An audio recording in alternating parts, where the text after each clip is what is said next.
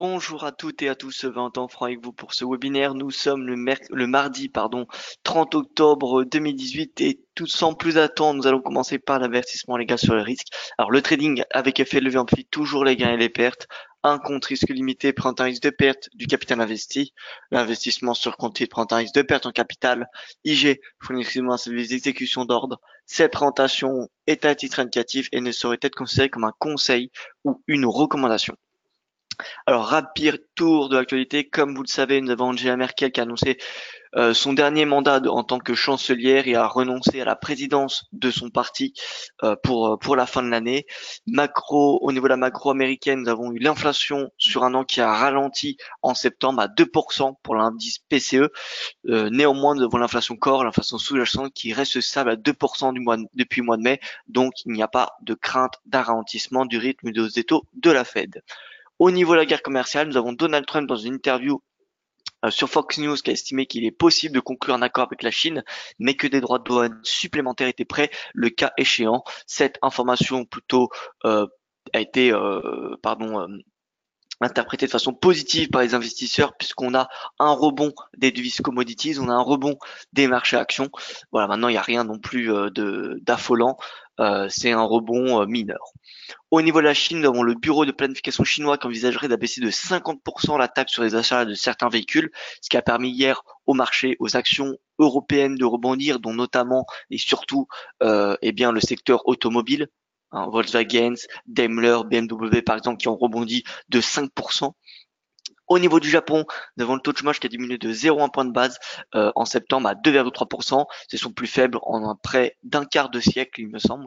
Donc c'est un taux de chômage très très faible. La Banque du Japon espère qu'avec ce taux de chômage très faible, eh bien, il y ait une augmentation des salaires et par la suite de l'inflation. Et au niveau des États-Unis, nous avons l'armée américaine qui va déployer 5200 soldats à la frontière mexicaine. Pour rappel, le Congrès refuse de financer la construction du mur à la frontière du Mexique. Voilà donc pour l'actualité. Au niveau des chiffres, nous avons Wall Street qui n'a pas su rebondir hier alors que les indices européens ont terminé dans le vert. Le Nasdaq qui perd 2%, le S&P 0,66, ce qui fait une baisse de plus de 10% depuis les plus hauts, ce qui veut dire que le S&P est techniquement dans une phase de correction. Une phase de correction, c'est entre moins 10 et moins 20% par rapport au plus haut. Au-delà de moins 20%, on parle de bear market. Le DXY qui est en hausse. Ce matin, nous avons le 10 ans américain qui prend 3 points de base, le yen qui est vendu, le gold également, le nickel, le Shanghai qui est en hausse, qui sont en hausse, pardon. Donc on a clairement de l'appétit pour ce matin. On voit le rendement qui augmente, ce qui veut dire que le marché obligataire est vendu, le yen est baissier, est vendu, le gold est vendu, le nickel, le Shanghai composite sont achetés. Donc appétit pour le risque ce matin. Au niveau du calendrier économique, donc on aura pas mal de chiffres en zone euro ce matin, notamment le PIB italien, mais ce sera surtout le PIB de la zone euro, première estimation du troisième trimestre qui sera attendue. Vous voyez, on attend un taux de croissance de 0,3% contre 0,4% le trimestre précédent. Nous avons eu le PIB français qui a sorti dans la lignée du consensus à 1,5%.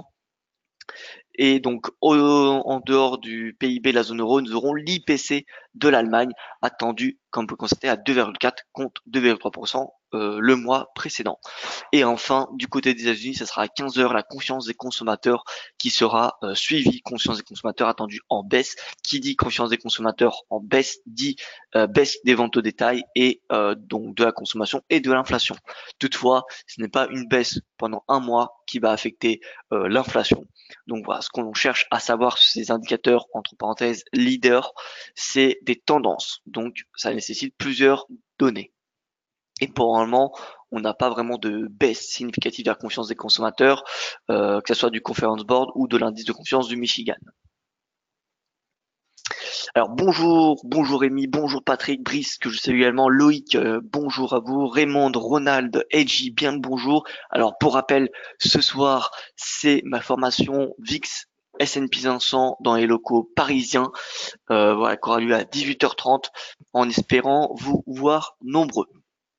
Brice qui me pose une question, rebond sur le GR30 crédible. Alors, on va voir ça tout de suite. Est-ce que le rebond sur le DAX est crédible?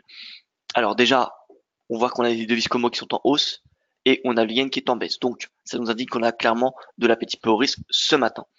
Au niveau de l'Asie, Nikkei sur le contrat futur qui prend 2,28%.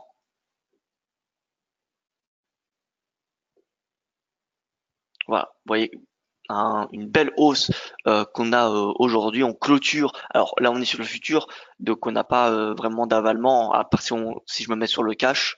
Mais puisque le futur n'a pas encore clôturé, eh bien, on n'a pas encore la clôture. Au niveau du Shanghai, on est également dans le vert, pardon, hausse de 1,46%. Maintenant, on est toujours dans un marché qui est clairement baissé. On est dans un bear market. Ces marchés chinois. Vous voyez qu'on est sous le nuage, sous la moyenne mobile à 200 périodes, donc on est clairement en baisse. L'Eurostoxx 50, alors est-ce que il faut acheter les indices? Alors c'est comme je disais hier, c'est-à-dire que c'est qui tout double au prix actuel. On est dans le même temps sur un très très bon niveau de prix, hein, mais en même temps on est dans un momentum qui est clairement baissier. Donc on est à contre-courant. Si on décide d'acheter sur du moyen terme au prix actuel, c'est du contre-courant. Donc voilà, c'est prudence, prudence parce que ces stratégies-là sont très risquées. En tout cas, la stratégie hier qui était d'acheter les plus bas pour viser les récents sommets, donc 3170 points, alors pas sur le Eurostoxx 50 mais sur le DAX. Ouais, eh bien DAX et CAC ça a été c'était globalement objectif, enfin stratégie plutôt bonne, puisque voilà, on a trouvé, vous voyez, la résistance à 11 433 tient toujours, même ce matin sur le contrat futur. Donc voilà, 11 443, c'est la zone de prise de bénéfice. Ça m'étonnerait qu'on aille dépasser cette zone-là. Si on se met sur du horaire, donc lundi, vous voyez, le climat s'est inversé à l'ouverture de la séance américaine.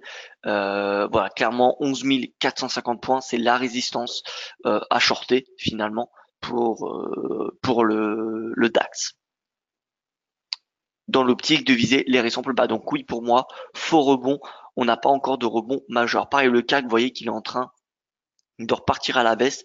On avait la résistance qui était le plus haut ici à 5033 qui tient, vous voyez. Donc on n'a pas finalement de cassure du récent sommet et le support à 4197 qui peut être utilisé, on va dire, comme objectif baissier. Voilà, donc moi je suis baissier pour à très court terme sur les indices européens tant qu'on n'a pas de cassure de résistance majeure. Vous voyez, CAC qui se maintient en dessous des 5000 en prix de clôture. Donc voilà, clairement baissier sur les indices européens encore en l'absence de signaux majeurs. Quel signal pourrait me changer d'avis? Eh bien, on aurait si on avait ce support-là, vous voyez, qui était le plus bas, qui avait permis le léger rebond, eh bien, si on passe au-dessus de 5056, ça serait une indication bullish. Mais pour le moment, on a le prix, vous voyez, qui est neutre, un peu comme ce qu'on avait à ce moment-là. Donc, rien ne nous dit qu'on ne peut pas repartir à la baisse. Et le RSI qui ne diverge pas à la hausse. Donc, on n'a pas de signaux haussiers de la part du RSI. Donc, voilà, c'est en clair, on n'a aucun facteur en journalier qui nous suggérerait un rebond à part sur du 4 heures. Vous voyez, sur du 4 heures, on a une divergence. On a une divergence sur du 4 heures, mais bon, c'est tout ce qu'on a. Donc, à vous de voir si vous souhaitez exploiter cette divergence qui est confirmée, puisque vous voyez, hier, le RSI a clôturé au-dessus de cette résistance de momentum. Donc, la résistance de momentum a été dépassée. Maintenant, voilà, est-ce que cette divergence est suffisante pour passer à l'achat sur le CAC 40?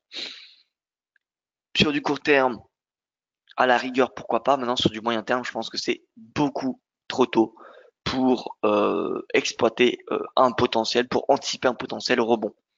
Je pense pas qu'un rebond des indices européens se fasse sans les indices américains. Donc, tant que les indices américains clôturent dans le rouge, il n'y a pas de raison de s'attendre à un rebond important des indices européens. Maintenant, voilà, les indices européens sont à un niveau de prix extrêmement intéressant. Sont extrêmement intéressants d'un point de vue du prix, puisqu'on est vraiment, bas. Regardez le CAC 40, il est en baisse de plus de 12% par rapport à ces sommets qui ont été atteints en mai de cette année. Donc voilà, on est sur un niveau de prix clairement intéressant. Maintenant, voilà, c'est pas impossible qu'on baisse davantage. Maintenant, ouais, on a un niveau de support, comme vous pouvez constater, qui est très important, qui est à 4800, qui est 4900 points. Donc, à très court terme, j'ai envie de dire en day trading, le range entre 5050 et 4900, selon moi, est un range qui devrait tenir en attendant un prochain catalyseur. Voilà, donc ça peut être au niveau de l'Italie ou ça peut être au niveau de l'Allemagne. Donc voilà, moi je m'attends à une consolidation entre 4900 et 5050 à court terme sur le CAC, et pour le DAX, eh bien à peu près le même scénario, c'est-à-dire entre 11 054 et 11 433. Ça c'est le range, vous voyez, c'est le range à court terme. Enfin, donc si je me mets sur du 4 heures, support 11 050, résistance 11 400. À 11 400, je pense que la probabilité de baisse est plus importante, domine, puisqu'on n'a pas de catalyseur qui justifierait un rebond majeur, alors que sur support, c'est potentiellement intéressant de passer à l'achat. Et vous voyez que d'ailleurs, malgré l'appétit pour le risque, ce matin, le cash ouvre avec un gap haussier, mais il n'est pas non plus au-dessus de ses sommets d'hier. Donc voilà, résistance à 11 452, c'est une résistance majeure. Voilà, donc je reste baissier sous 11 450, 11 400 sur le DAX, et entre 5050, 5030 pardon et 5050, je reste baissier sur le CAC 40. D'ailleurs, vous voyez que le CAC 40 est dans ce canal baissier. Donc voilà, baissier en théorie jusqu'à 4900 points. Alors je vais faire un petit tour sur le S&P 500. D'après mon décompte héliotiste, on a une baisse qui pourrait se faire jusqu'à 2600 points à peu près, 2600, 2550. Voilà, donc perspective baissière sur le S&P. Donc c'est pour ça que j'ai pas de raison pour le moment de payer le CAC ou le DAX.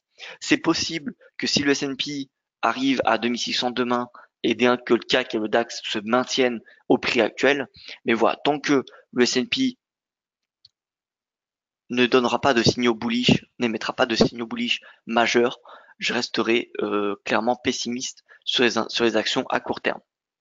Maintenant, vous voyez, comme moi, qu'on a une divergence haussière du RSI en 4 heures, puisqu'on a des creux de plus en plus haut alors que sur le prix ils sont de plus en plus bas. Maintenant, voilà, est-ce que c'est suffisant pour passer à l'achat? Pour ma part, la réponse est non. On est en 4 heures sous les moyennes mobiles de court, moyen, long terme. Nous sommes sous le nuage et nous sommes également sous cette oblique baissière. Donc voilà, il n'y a aucune raison pour moi, je trouve, d'anticiper un rebond de court de court terme sur les indices, ni de moyen terme. Voilà, donc objectif, en perspective baissière de S&P jusqu'à 2600. Donc ça m'étonnerait que les indices européens rebondissent en même temps que le S&P baisse. Au niveau du Nasdaq, parce que le Nasdaq est très important à suivre, le décompte héliotiste indique un support à 6193 qui, comme vous pouvez constater, eh bien, a trouvé des acheteurs hier à peu près. Vous voyez, donc voilà. Possible baisse jusqu'à 6539 points sur le Nasdaq. Et enfin, sur le Dow Jones, la vague C devrait s'étendre jusqu'à 23 800 points. Donc voilà, encore une perspective baissière sur Wall Street, et donc indice européen ou même indice asiatique. S'il y a des rebonds, ça devrait se faire sur du très très très court terme et non pas sur du swing trading ou même du moyen terme. Voilà, au niveau du Forex. Donc comme je vous l'ai dit, on a les devises commodities qui superforment ce matin, surperforment ce matin alors que le yen, devise refuge, est en baisse. Donc voilà, AUD, NZD, CAD, voilà, ça rebondit. Est-ce que ça remet en cause notre stratégie baissière sur l'AUD et le NZD? La réponse est non. Non, donc voilà, je reste clairement négatif, pessimiste pardon, sur l'AUD, le NZD ou le CAD, tant qu'on n'a pas d'avancée concrète entre les États-Unis et la Chine sur le plan commercial. Ce qui affecte l'AUD, le NZD en particulier, c'est ces tensions commerciales. Mais d'un point de vue macro, ce n'est pas forcément mieux. En Australie ou en Nouvelle-Zélande, où on a les prix des de l'immobilier qui a baissé en Australie, donc pression sur le contexte macroéconomique. La banque centrale est clairement dovish et les devises, les commodities, pardon, sont en baisse. Donc, je vois pas réellement pourquoi payer l'AUD sur du court ou du moyen terme. À part si on spécule sur un accord commercial qui sera conclu d'ici les prochaines semaines entre les États-Unis et la Chine, il n'y a pas de raison, selon moi, de payer l'AUD. D'un point de vue technique, on reste sous les indicateurs de tendance. Vous voyez, sur du journalier, on reste sous toutes les obliques, toutes les moyennes mobiles, pardon, sous cette oblique et sous le nuage. Donc, voilà, clairement, il n'y a pas de stratégie acheteuse à mettre en place. À l'inverse, tout rebond. Vous voyez là, le premier niveau de résistance, c'est celui que j'avais indiqué, 0,71, 45. Et bien, c'est un niveau de résistance qui me plaît pour shorter l'AUD. En l'absence de clôture au-dessus de ce niveau de prix, on aura toujours des sommets, des creux de plus en plus bas. Donc, voilà. AUD, si on a un retour à 0,71, 45, ça pourrait être intéressant pour se positionner short. Pareil, NZD, si on a un retour au pivot mensuel qui est à 0,66, ça pourrait être intéressant pour se positionner à la vente. Ensuite, nous avons également l'USD CAD. L'USD CAD, je vous rappelle que l'objectif, il est haussier jusqu'au R2 mensuel puisqu'on a une épaule tête-épaule inversée ici. Et on a une sortie par le haut du canal. Canal, regardez, voilà, ici. Donc sortie par le haut du canal, épaule tête épaule inversée. Techniquement, il n'y a pas de raison de passer à la vente. Enfin, vu les signaux que nous avons là, c'est deux signaux particulièrement bullish. Donc en plus, on a eu une belle hausse lors du breakout. Donc voilà, je vois pas pourquoi il faudrait vendre l'USD CAD. Donc USD CAD, perspective haussière jusqu'au R2 mensuel. Avec un stop sous le récent plus bas, ça peut offrir un ratio securement intéressant. Au niveau de l'USD Yen, vous voyez qu'on est toujours dans ce canal. L'USD Yen, on a un rebond du RSI en journalier. En 4 heures, on est dans un canal. Vous pouvez voir, on avait eu une excursion en dessous de ce canal. Finalement, on a une réintégration. Donc, faux signal de breakout. Mais vous voyez que si vous aviez attendu en journalier, si vous aviez ce breakout, mais bon, c'était très léger. Donc 4 heures, on réintègre résistance à 112,89 qui est le top du 22 octobre. Si on dépasse ce top, on ira très probablement chercher les 113. 113, puis 113,5, puis les récents sommets. Au niveau du SDCHF, eh bien écoutez, c'est au niveau de la parité, tendance haussière clairement dominante. Hein, vous voyez, en 4 heures, c'est haussier, en journalier, c'est haussier. Donc voilà, USD franc, c'est bullish. Prochaine résistance, 1,0038, puis 1,0068. Et vous voyez que nous n'avons pas d'indication baissière sur le RSI, puisqu'on a vraiment un momentum qui est soutenu par une oblique. Voilà, donc bullish sur le dollar face au yen, face au franc, face au CAD, face à l'euro, parce que l'euro-dollar, voilà, baissier jusqu'à 1,13. J'envisage un retour à 1,13. Pourquoi? Eh bien parce que on a de plus en plus de troubles sur la zone euro. L'Italie, au niveau de l'Union européenne, on a le Brexit. Et depuis hier, nous avons l'Allemagne. Alors l'Allemagne, c'est pas un facteur de risque, mais disons que ça contribue à la prudence, voilà, sur l'Europe tout simplement, puisque je vous rappelle, Angela Merkel a daigné plutôt de prendre la présidence du CDU, de son parti, et a indiqué que son mandat actuel était son dernier. Donc voilà, qui va prendre la place de Angela Merkel? Angela Merkel qui incarne quand même une certaine stabilité des yeux des investisseurs. Donc voilà, c'est pas forcément une mauvaise chose, mais c'est pas quelque chose qui va contribuer à renforcer la confiance, alors que dans le même temps, nous avons pas mal d'incertitudes au niveau de l'Italie. Donc l'euro, fondamentalement, c'est baissier. D'un point de vue politique, parce qu'en Europe, voilà, c'est très incertain, alors qu'aux États-Unis, bon, on a les midterms, les élections de midterm qui sont le 4 novembre, donc ce week-end, ça approche. Mais bon, on n'a pas non plus de risque important. On a des sondages qui sont en faveur des démocrates. Maintenant, voilà, faut faire très attention aux sondages. Donc voilà, politiquement, c'est beaucoup plus instable en zone euro. D'un point de vue macro, c'est beaucoup plus fragile en zone euro. Et d'un point de vue des banques centrales, le différentiel des taux est en faveur du dollar. Ce fameux spread Allemagne et, euh, et pardon, T-note est en faveur d'une baisse de l'euro. Donc voilà, d'un point de vue fondamental, c'est baissier. D'un point de vue technique, c'est baissier également. Sous moyenne mobile, 200, sous nuage, lagging span également. Donc voilà, c'est clairement risqué d'acheter l'euro actuellement. Même si pour le moment on se maintient au S3 mensuel, je pense que c'est clairement possible qu'on va chercher les 1,13 lors des prochaines, cette semaine, tout simplement. Cette semaine, c'est une question, je pense, d'heure pour aller chercher ce niveau de prix. On voit qu'à court terme, on a une oblique de momentum. Regardez ici, oblique. Alors,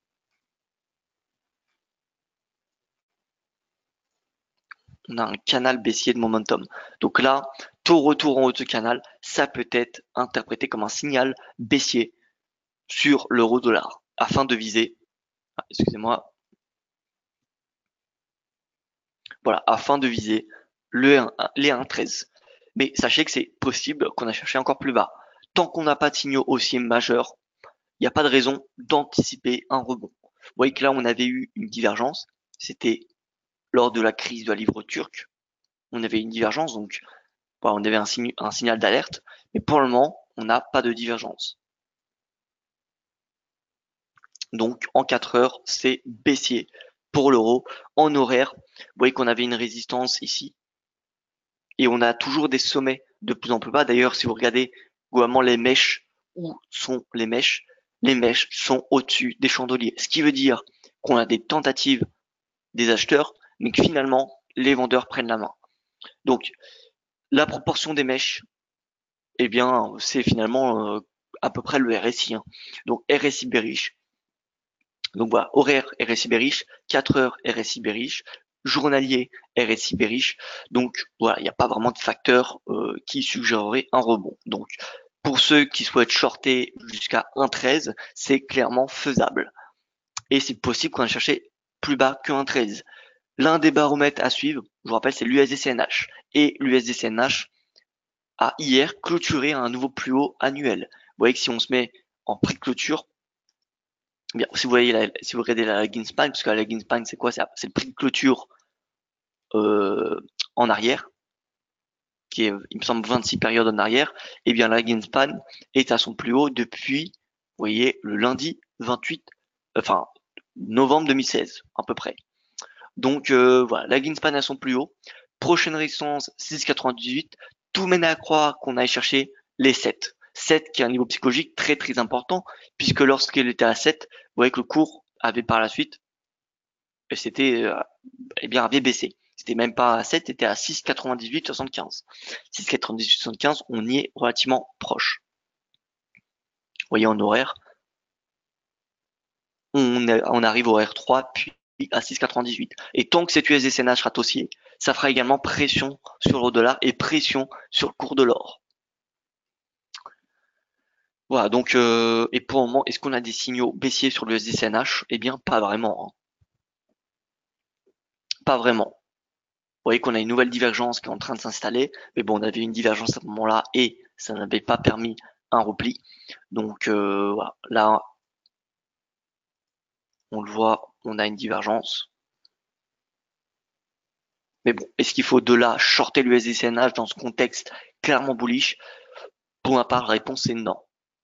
Donc je reste haussier sur l'USD-CNH et au final, tout retour, vous voyez, à 6,95, 87 qui est le support, enfin la résistance du 15 août, me semble être un niveau de prix intéressant pour payer le dollar, vendre le yuan, donc acheter l'USD-CNH, viser 6,98.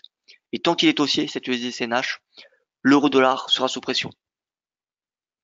Donc voilà, USD-CNH bull, euro-dollar bear, ça soutient le DXY. Le DXY qui a toutes ses chances de revenir à ses plus hauts du 15 août à 96,60. Donc DXY, enfin c'est haussier jusqu'à 96,60, l'euro-dollar baissier jusqu'à 1,13 et l'USD-CNH c'est haussier jusqu'à 6,9875. Donc tout retour sur des supports eh bien, sont des niveaux de prix intéressants pour repayer le dollar. Sachez que si vous payez le DXY, ça revient à payer 56% de l'euro-dollar. Enfin, le DXY, c'est 56% de l'euro-dollar. Vous avez en même temps de l'USD-Yen, du GBP-USD dedans. Donc voilà, ça ne sert à rien de vendre de l'euro-dollar et en plus d'acheter du DXY. Ça fera que vous exposer davantage à la paire euro-dollar. Donc soit vous décidez d'acheter l'euro-dollar pour, dans le même temps, voilà, shorter du GBP et du yen en plus de l'euro, ou alors vous êtes fortement bearish sur l'euro, et dans ce cas-là, autant privilégier la vente de l'euro-dollar plutôt que l'achat du DXY. Voilà, donc pour le moment c'est bullish dollar. Et d'ailleurs, si on regarde nos indices Forex, que j'ouvre tout de suite,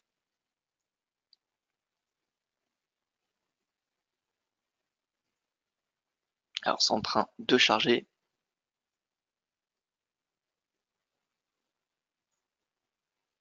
Voilà, donc pour les paires majeures, en clair, c'est achat dollar sur du court terme.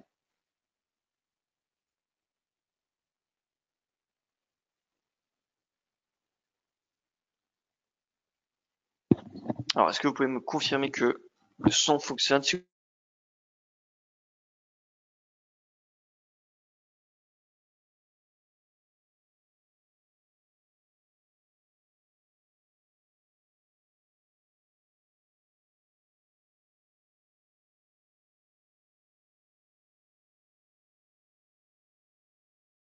On va voir ça dans un petit instant, l'indice brésilien, on va voir ça. Donc au niveau des indices Forex, il vous suffit de regarder donc l'USD. On se met en 4 heures pour avoir une vue sur du swing trading. Et vous voyez qu'en swing trading, eh bien c'est clairement haussier. Hein. Voilà, on peut même peut-être tracer un canal. 9 mars, alors. Est-ce que nous pouvons tracer un canal?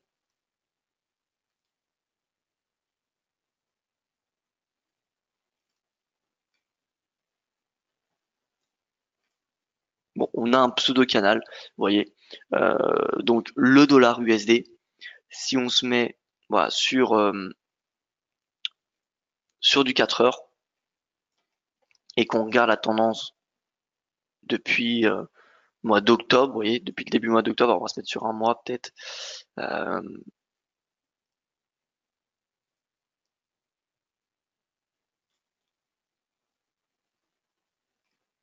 bon, 4 heures, USD, clairement bullish.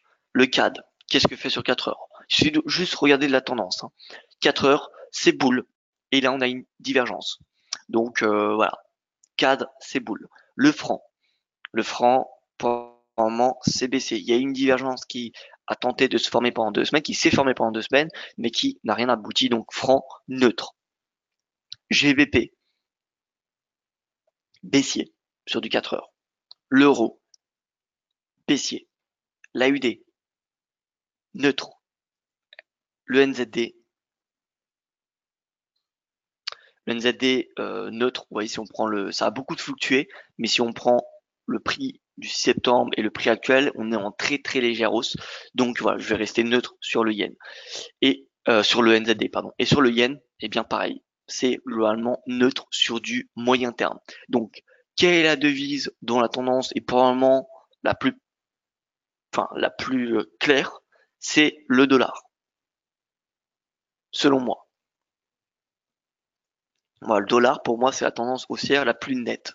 Donc, voilà, achat DXY, ça peut être une bonne stratégie en swing trading pour chercher les 96,60. Donc, en cas de repli, 95,77, c'est un niveau de support qui serait intéressant à payer. Si on a un retour à 95,77, achat jusqu'à 96,60. Bon, donc pareil, on a une oblique de momentum qui pourrait donner un signal de vente prématuré en cas de repli. Alors qu'on a 2 points de contact, donc c'est pas suffisant. c'est pas suffisant, donc on n'a pas d'oblique exploitable. Donc en clair sur le forex, boule dollar, devises Como qui rebondissent, donc on a une tendance plutôt neutre sur du moyen terme, mais sont les devises européennes, GBP et l'euro, sont les deux devises clairement les plus bearish. Euro, GBP. Voilà donc GBP USD, euro dollar. Comme j'ai dit hier, euro dollar c'est retour à 1,13. Donc là, d'un point de vue ratio risque rendement, est-ce qu'on a quelque chose d'intéressant? Si on vient mettre un stop au-dessus du récent sommet, donc 50 pips de risque pour 60 pips de gain, c'est un ratio risque rendement d'à peine 1. C'est pas très très intéressant. Et au niveau du GBP, est-ce qu'on a quelque chose d'un peu mieux? Alors oui, on a quelque chose d'un peu mieux puisque regardez, on a eu le breakout hier alors je vais vous faire voir ce niveau-là, qui est un niveau important. Vous voyez, c'est ce niveau, voilà, ici. Donc là, on avait une chute du GBP post-vote du Brexit. Plus on a un support précédé par la volatilité, et plus ce support est théoriquement important, fiable. Là, vous voyez, on avait une importante volatilité, on avait une chute, et c'est ce support qui avait permis le rebond. Donc ce support est un support majeur. Et donc, s'il est cassé, c'est changement de polarité. Et donc, voilà, c'est objectif baissier jusqu'à 1,2661. Si on met un stop au-dessus du récent sommet 61 pour viser le plus bas 116, enfin un ratio de rendement de près de 2, là par contre, le GBP-USD, c'est clairement intéressant de le vendre ce matin.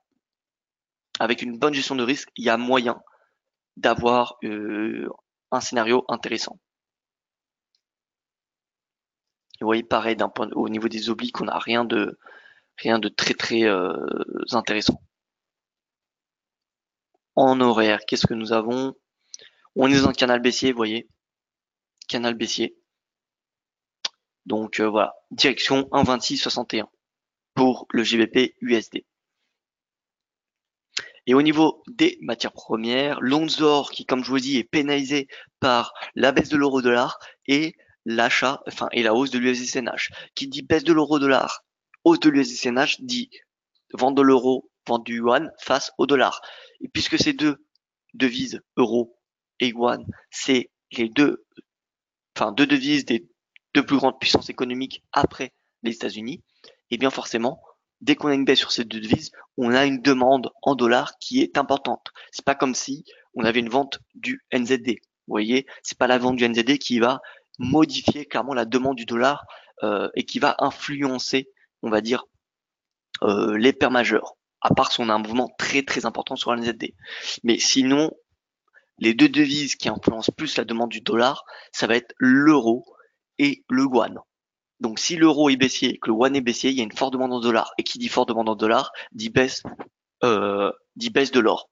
Donc vous voyez l'or qui revient sur cette oblique. Attention à pas payer cette oblique juste parce que c'est une oblique haussière. Il faut surveiller s'il y a des signaux haussiers. Pour le moment, 15 minutes, vous voyez, il n'y en a pas, il n'y a pas de divergence, il n'y a pas de rebond. Donc tout mène à croire qu'on va casser cette oblique en intraday. Et si c'est le cas, alors en 4 heures, vous voyez, 4 heures, on a une divergence. Là, on va falloir mettre des seuils de retracement de Fibonacci. 38%, 1220, prochain niveau de support. Donc 1220, c'est un niveau de support à surveiller. C'est pas un niveau de support à payer aveuglement. Faut chercher des signaux. Si vous avez des signaux aussi à 1220, pourquoi pas acheter l'or. Et ensuite 1213. Pour trader l'or, faut garder également le DXY, parce que vous savez que l'or est corrélé négativement au DXY. DXY a une marge de progression encore exploitable, je vous l'accorde, très faible, puisque on a le plus haut de l'année qui est à 96,60. Mais bon, c'est possible qu'on dépasse le plus haut. Mais vous voyez que là, on arrive proche d'une résistance, donc potentiellement la pression sur l'or va diminuer. À part que si là, le DXY dans les prochaines séances, s'il dépasse cette résistance, dans ce cas, l'or reviendra très probablement à 1210. Mais si on a une baisse du DXY, on aura une hausse de l'or.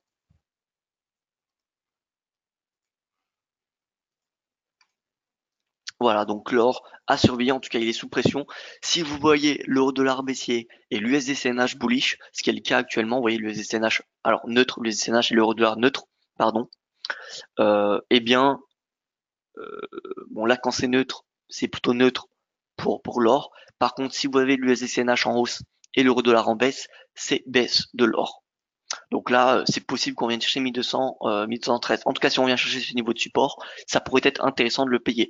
Parce que l'or, le dollar, ça me semble peu probable qu'on continue à progresser très longtemps. Voilà. Finalement, pourquoi l'or progresse? Pourquoi le dollar progresse? C'est pas réellement à cause de la Fed, pas réellement à cause des hausses des taux, c'est parce que, un, en Europe, il y a des incertitudes, et deux, en Chine, nous avons ce fameux ralentissement de l'économie. Si demain, on a la Chine qui arrive à accélérer sa croissance et que le budget italien eh bien, soit trouvé, enfin qu'il y ait un accord entre Rome et Bruxelles, il y a de fortes chances que le dollar soit en baisse. Mais bon, normalement, on devrait avoir des signaux en amont via les indicateurs comme le RSI. Si par exemple on a une grosse divergence qui se forme, c'est un signal d'alerte. Là, pour le moment, on n'a pas vraiment de divergence. Donc, pour le moment, c'est boule dollar et donc l'or, les gains de l'or devraient être assez limités. Donc, envisager un retour à 50%, c'est-à-dire à 1213, n'est pas quelque chose de irréaliste.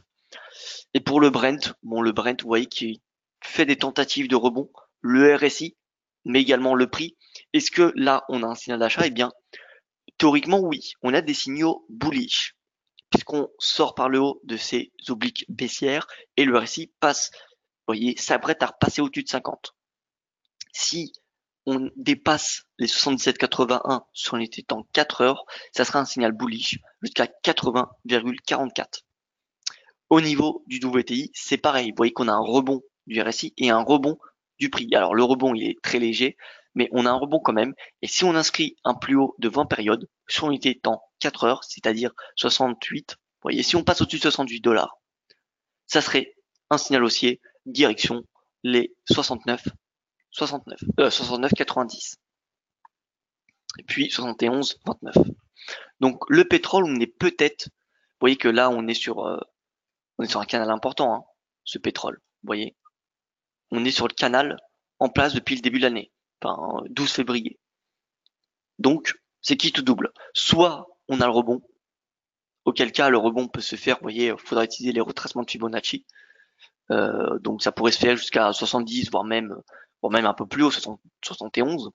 Ou soit on a le breakout sous ce canal. Là, d'un point de vue ratio risque-rendement, c'est très intéressant de se passer à l'achat, puisque voilà, on est sur un niveau de support. On est sur un support, vous voyez, on est sur ce plus bas, mais on est également sur l'oblique. Donc d'un point de vue ratio risque-rendement, si on met un stop sous le plus bas ici, ça fait 137 pips de risque. Pour chercher le pivot mensuel, ça fait 413, ça fait un ratio risque-rendement supérieur à 3. Donc clairement, scénario bullish jusqu'au pivot mensuel. Pourquoi? Encore une fois, tout simplement parce que la marge de progression semble beaucoup plus importante que la marge de baisse. Regardez clairement la tendance de long terme. La tendance de long terme, il faut garder à l'esprit qu'elle est haussière. Donc oui, on a une belle baisse depuis le mois d'octobre, mais est-ce que ça revient mettre en cause cette tendance haussière? Quand on la regarde d'un point de vue technique, la réponse c'est non. Donc voilà, moi je suis bullish sur le pétrole. Voilà, même clairement, je l'affirme ce matin, on est sur un niveau de support. Donc je pense que le risque en vaut la peine. Il n'y a jamais 100% de chance de réussite, comme vous le savez. Mais si on pose un petit peu les probabilités et les signaux techniques, l'analyse, si vous faites l'analyse technique, là, clairement, on est sur un support. Donc, on est sur un support très important, une zone de confluence de support. Donc, voilà, moi je passe bullish, direction 71,29. Et si le WTI est bullish, eh bien, il y a de fortes chances que le Brent le soit aussi. Donc le Brent, la hausse devrait se faire également, et donc jusqu'au pivot mensuel 80,44. Est-ce qu'on a un meilleur ratio de rendement? Je ne pense pas. Risque 215 pour chercher 330. Donc vous voyez sur le Brent, d'un point de vue ratio de rendement, c'est beaucoup moins intéressant que sur le WTI. Donc voilà pour ce point de marché. Alors je vais vous proposer une paire en euros. Une paire en euros, eh bien c'est l'euro dollar. Voilà, l'euro-dollar baissier jusqu'à 1,13. Je l'ai déjà dit. Je vais pas vous faire d'euro UD, l'euro CAD ou l'euro CHF ce matin. Mais voilà, l'euro-dollar, ça me semble être la paire la plus intéressante à trader pour les paires en euros, bien évidemment, à court terme. Voilà donc pour ce point de marché. J'espère que ça a été clair. Je regarde un petit peu les questions. Penses-tu que le yen a fait le point haut et va revenir en bas de son range et donc du potentiel d'achat du CAD yen? Alors, excellente question. Yen, alors range, on a fait le point haut, oui. Vous voyez, le stochastique est en baisse, le RSI l'est également. Donc là, on a une marge de baisse pour le yen en 4 heures. En 4 heures, en journalier également, et en daily, pareil. Donc le yen, il y a une perspective baissière sur du swing trading, mais voire même moyen terme. Alors que le CAD, si on se met sur du daily, vous voyez que ça rebondit, les indicateurs de momentum rebondissent, RSI à 50. Et si on se met en 4 heures, on a pareil un rebond. Donc CAD yen, oui, il y a de fortes chances que le CAD yen puisse rebondir. Et d'ailleurs, non, on n'a pas de divergence sur du journalier. En 4 heures, à mon avis, on doit en avoir une. Non plus. Non plus. RSI passe au-dessus de 50. Excusez-moi, donc on a cette résistance de momentum. Si on passe au-dessus, ce sera un nouveau signal bullish. Mais là, comme vous pouvez voir déjà sur du 4 heures, on passe pour la première fois, non, pardon, on passe au-dessus de la moyenne mobile à 20, moyenne mobile à 200. On est en train de tester le nuage. La lagging span pourra confirmer. Je rappelle que la lagging span doit confirmer la sortie par le haut du nuage. Enfin, c'est un nouveau signal bullish. Donc là, cadienne, oui, moi personnellement, je pense qu'on peut s'attendre à une correction, disons, eh bien de 50% de cette baisse. Ce qui nous donne un objectif jusqu'à 87,035. Au moins, au minimum. Bon, donc bullish cadienne, oui. Je pense que, en plus, c'est cohérent puisque si on passe à l'achat sur le pétrole, le CAD devrait en profiter. Ronald qui me demande est-ce qu'il est possible de revoir le webinaire sur YouTube? Bien sûr, tous les webinaires sont disponibles sur YouTube. Voilà, donc écoutez, ce sera tout pour ce plan de marché. Excellente stratégie, hein, Rémi, pour le CAD-Yen. Dernier point, gold. Alors le gold, on l'a déjà fait, Claude. Le gold, en quelques mots, sous pression à cause de la hausse du dollar, alimentée par le risque du ralentissement de l'économie chinoise et les craintes politiques, enfin les incertitudes politiques en Europe, avec notamment le budget italien. Donc le gold est en train d'enfoncer ce canal haussier. C'est possible qu'on ait cherché les 1213 $. Voilà. Donc perspective baissière pour l'or. Maintenant, il faut garder à l'esprit que la tendance est haussière sur le court terme. Donc mettre en place des stratégies vendeuses, stratégies short, alors qu'on est dans une tendance qui est haussière depuis, vous voyez, le début du mois, c'est risqué. Maintenant, à vous de voir si vous voulez shorter l'or ou non jusqu'à 1213. Mais ça me semble possible qu'on a cherché ce niveau de prix. Voilà. Excellente journée à vous. À ce soir pour ceux que je retrouverai dans les locaux de IG France pour cette formation VIX S&P qui est assez avancée. Donc voilà, si vous venez débuter le marché, bon, il n'y a pas forcément, enfin, c'est pas que je vous déconseille de venir, mais voilà, ne vous inquiétez pas si vous avez du mal à comprendre ce soir. De toute façon, j'essaierai d'être le plus clair possible. Donc voilà, Patrick qui me dit à ce soir, et bien écoutez Patrick, à ce soir pour la formation VIX S&P 500. Très bonne journée à vous et à demain pour ceux que je ne retrouverai pas ce soir.